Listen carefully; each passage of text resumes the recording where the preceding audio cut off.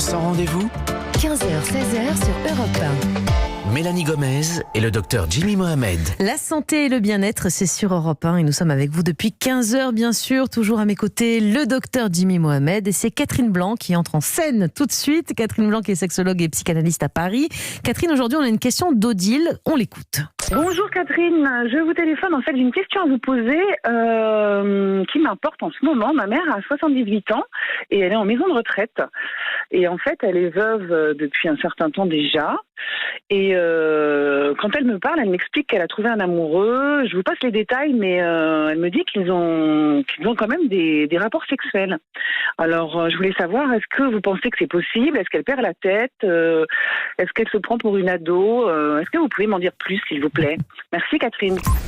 C'est mignon de s'inquiéter comme ça de la vie personnelle et intime de sa maman. Alors Catherine, la sexualité, elle n'a pas vraiment de limite en fait. Pourquoi ? Alors peut-être qu'elle perd la tête, je ne sais pas, mais c'est possible d'avoir des rapports sexuels à 78 ans déjà d'un point de vue physique pur, on va dire. Alors d'abord, d'avoir une pulsion sexuelle, c'est tout à fait merveilleux d'ailleurs, puisque c'est une pulsion de vie. C'est donc une femme qui n'a pas éteint ce lieu qui est sa génitalité. D'ailleurs, c'est toujours extrêmement touchant de voir et d'entendre les personnes âgées, encore que cette femme n'a que 78 ans. Toute jeune même. N'essayons pas de dire parce qu'elle est dans une maison de retraite que ce serait une super vieille, au nom de quoi elle ne pourrait pas être animée de désir émotionnel, donc amoureux, et que cela donne lieu à une excitation et un désir de répondre à cette excitation par de la sexualité. On ne perd pas la tête ou alors on la perd pas plus que des jeunes qui sont eux-mêmes animés de désir. Oui, c'est ça, parce que quand on parle des jeunes libidineux, on a tendance à comprendre, à se dire c'est normal, il est dans la force de l'âge. Mais quand on parle des personnes un peu plus âgées, certains trouvent rapidement ça écœurant. Pourquoi est-ce que tout d'un coup, lorsqu'on vieillit, le rapport sexuel devient presque honteux alors qu'il est considéré comme normal quand on est plus jeune ?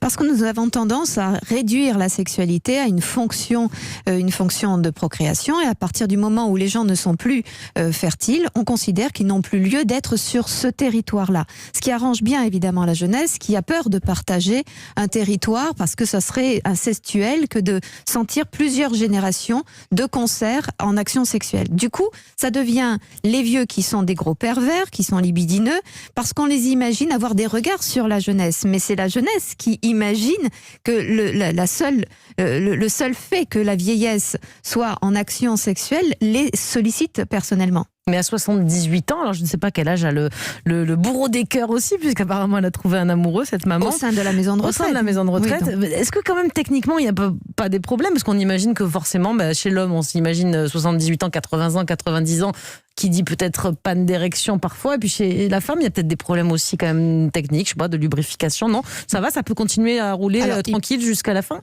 De toute façon, les problèmes techniques n'annulent pas le désir, et du coup,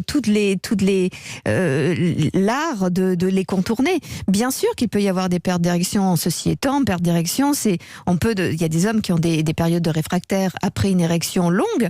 Ça peut être plusieurs heures, plusieurs jours, plusieurs semaines pour certains. Mais ça n'empêche pas que quand il y a une érection, il y a une érection.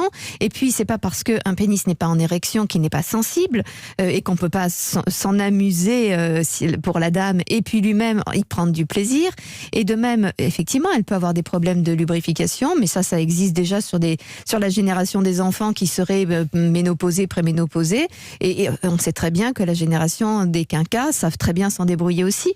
Donc, même physiquement, au niveau des articulations, de la souplesse, c'est presque un jeu, et ce sont deux personnes du même âge qui aussi. Bien sûr qu'ils s'adaptent, et deux personnes qui vont se rencontrer dans la réalité de leur corps et du respect de ces corps-là.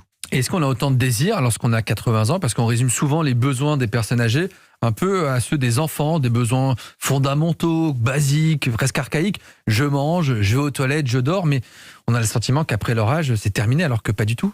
Pas du tout. D'ailleurs, souvent quand on voit dans les maisons de retraite, notamment des personnes qui n'ont plus toute leur tête, donc n'ont plus le raisonnement et la notion de pudeur, eh bien, ils parlent beaucoup de sexualité, ils rêvent beaucoup de sexualité. Les filtres sautent peut-être. Les filtres sautent, et c'est là qu'on découvre combien elle est présente, elle est présente de bout en bout dans la vie, soit plus ou moins corporelle, donc plus ou moins accompagnée de l'élan corporel, parfois plus fantasmatique.